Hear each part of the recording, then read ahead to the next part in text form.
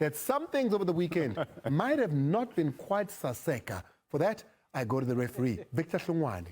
Re perle maa o tshwere di velocity mo and speed o mongwe ba ke potris o mongwe ke wa rawa di shot re ya ko Orlando Sundowns Mamelodi Sundowns Sibelebele scored a goal maa we don't know whether it was offside or not, but skatsamaya dula mo soccer zone re tla o tswetsa re he selo sa go satseka or a se sasekang.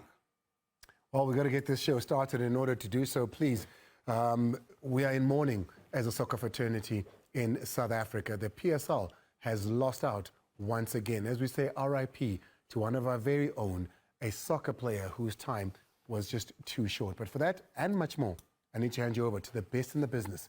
That's the Super Journal.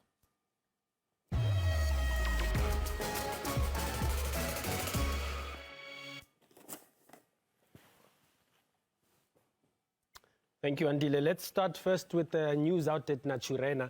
A lot of the Kaizer Chiefs fans still wondering with regards to the whereabouts of coach Nasreddin Nabi. If you remember, he had to quickly rush home just before their opening Betway Premiership fixture against Stellies in Cape Town. His wife had suffered an accident which was quite serious, and the coach had to head out and be with her for the time being. And we're now told, information that we're getting is that the coach is expected to be back when Kaizer Chiefs face Mamelodi Sundowns next week in a crucial Betway Premiership fixture.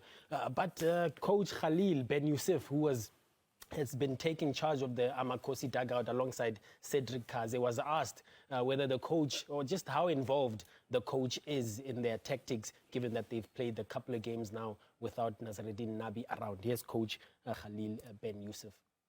I think at this point they discuss a lot about it. The coach is not here, or the coach is here. We are technical staff. We are all of us. We are family. We work together. We keep contact every day, every training session. We discuss. We make with Zoom every day meeting. All the technical staff. We discuss about all the plans. We prepare the game together. And really, Coach Nabi is not here. Physically, he's not here, but he's with us. We work together, we are a team, we help each other, and we don't think about who is here, who is not here, because we are our technical staff, we work together. I'll tell you of a coach who's not there. It's Snetemba Badela at Chippa United.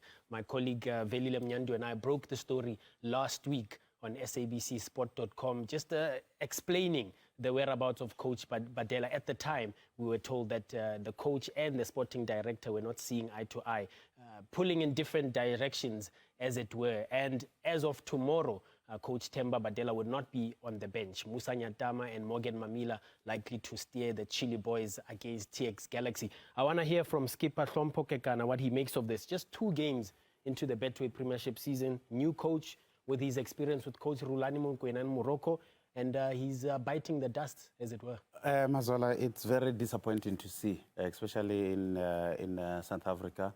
I think the bosses of these teams should learn that when you hire a coach and when you hire a sporting director, it should be in line. It should be people who've got a relationship. Because there's a lot of insecurities when you hire somebody who is in the same level as me. Because there's certain, how we see football, we will differ.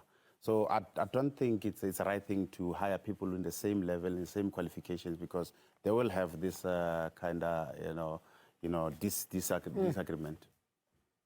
Yeah, and with regards to those disagreements, I can tell you now, just shortly after hearing that the coach is on his way out, 2 players that were on the wish list for Chippa United are now supposedly going to start training with the Chile boys. One of them is Somila Nsundwana, having left Richards Bay at the end of the previous season, had signed the contract, but Coach Badela being one of the people at the club saying no, he's not quality enough for the team.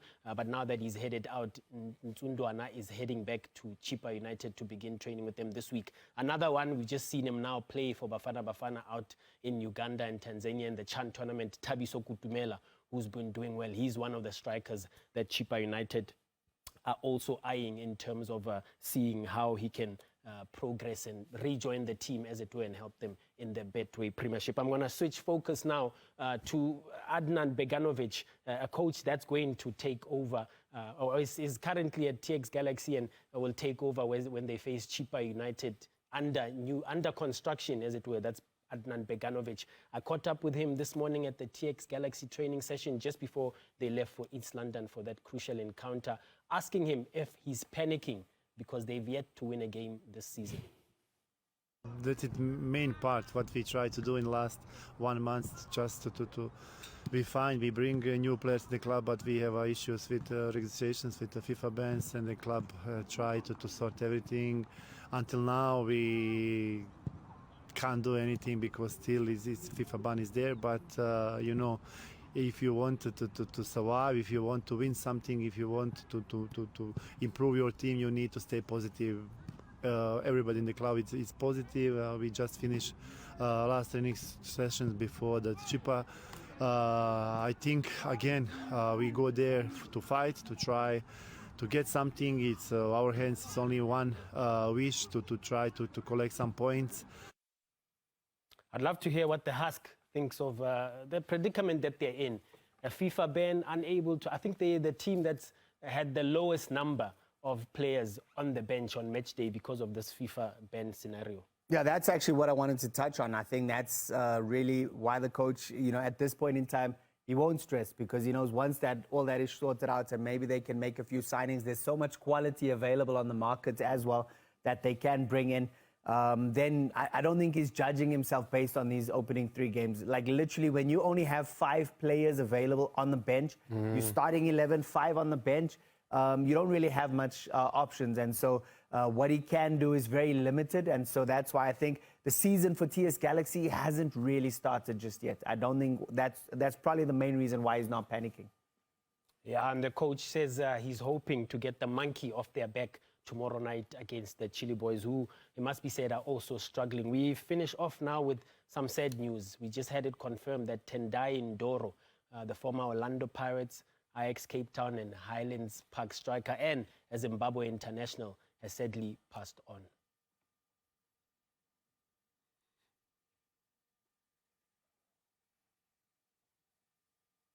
Well, rest in peace to Tendai Ndoro there. And our prayers and thoughts are with him, his family, and of course his extended family, the soccer fraternity as well. And the FA in Zimbabwe having confirmed that story that as of this evening, Tendai Ndoro is no more. Well, let's move on the show and go to the MVP, the most valuable player over this past weekend.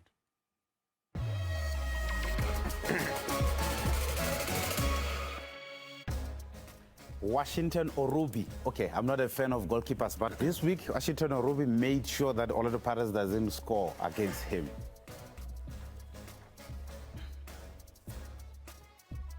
And certainly, and when you look at Sipho Chain coming to the fore as well, it's been all about the goalkeepers this past week. Tendai, he made sure that Bafana doesn't score so easily. Triple save. Look at this. I'm not sure he's winning, though. I can tell you that much.